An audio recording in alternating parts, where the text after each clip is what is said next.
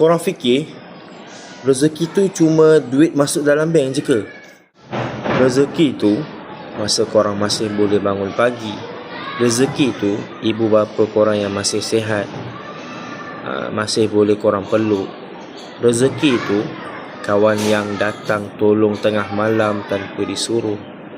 Rezeki tu ilmu yang buat korang tak senang ditipu. Rezeki tu hati yang buat korang bersyukur walaupun rasa susah.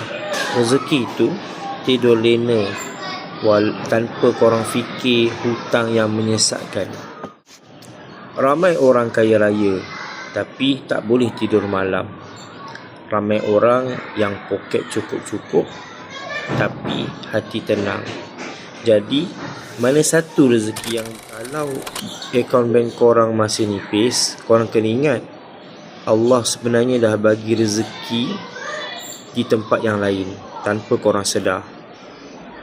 Bukan pasal banyak mana yang korang dapat, tapi berkat mana yang korang dah rasa. Kalau korang setuju dengan perkongsian hari ini, share dekat orang yang perlukan peringatan ini. Dan jangan lupa subscribe channel Ustaz Telco.